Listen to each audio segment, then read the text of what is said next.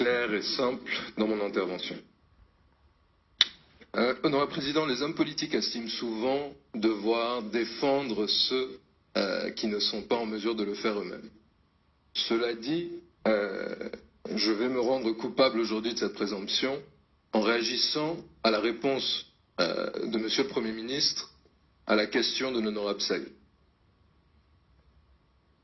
Monsieur le Premier ministre, je sais que parfois les choses très simples peuvent déboussoler un peu les intellectuels, mais la réalité c'est que vous n'avez pas répondu à la question. La question qui a été posée de manière peut-être un peu ésotérique, c'est où va le Congo? Et cette question n'est pas anodine. Et le fait que vous ne lui ayez pas accordé l'importance qu'elle mérite, personnellement m'inquiète. Et vous avez dit que c'est le devoir du président de la République de faire l'état de la nation. Oui, mais c'est votre responsabilité, en tant que chef du gouvernement, d'agir et de définir la direction. Donc la question se pose réellement.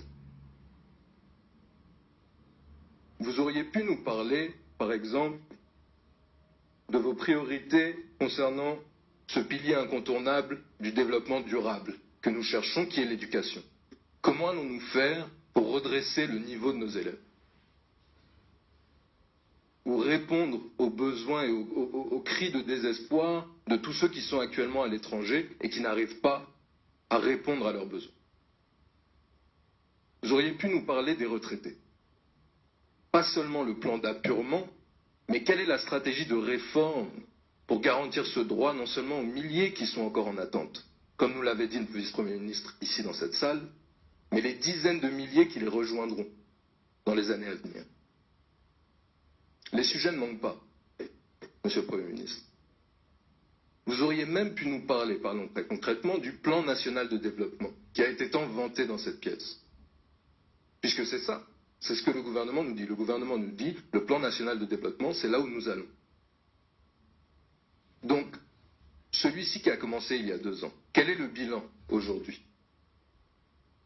Dans la mesure où nous regardons le cadre budgétaire à moyen terme, qui nous présente la situation, qui fait les prévisions sur la situation économique du pays au cours des 3 prochaines années, qui nous dit que, en moyenne, les recettes de l'État vont s'établir à 2 000 milliards de francs CFA. C'est-à-dire sur les 3 prochaines années, 6 000 milliards de francs CFA, plus ou moins. Le plan national de développement doit nous coûter 15 000 milliards sur 5 ans. Donc, la question qu'on est en droit de se poser, c'est où va-t-on chercher cet argent? Ou si nous ne pourrons pas avoir ces sommes-là, comment est-ce que le gouvernement va réajuster cette stratégie pour que dans 3 ans, nous puissions dire, bon, on n'a pas pu tout faire, mais on a fait l'essentiel. En clair, honorable Président, Monsieur le Premier ministre, je vous invite à donner une vraie réponse à cette question. Parce que, comme je l'ai dit, elle n'est pas anodine. Nous savons qu'il y a un très grand chantier devant nous pour redresser, pour développer ce pays. Nous savons que les défis sont de taille. Et très sincèrement, Monsieur le Premier ministre, loin de moi de chercher à remettre en question vos capacités, votre engagement et votre détermination à mener à bien ce bateau Congo aujourd'hui, pour nous aider à sortir de cette crise. Mais la réalité, Monsieur le Premier ministre, c'est que bon nombre de Congolais n'ont simplement plus confiance en vous. Peut-être pas vous personnellement, mais dans la capacité de ce gouvernement de relever tous ces défis. Parce que nous entendons sans cesse des assurances, des promesses, des bonnes intentions. Mais derrière, trop souvent, nous sommes déçus.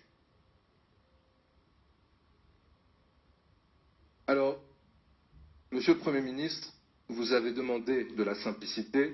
Je vais poser ma question de la manière la plus simple possible, mais en lui accordant le détail qu'il lui faut.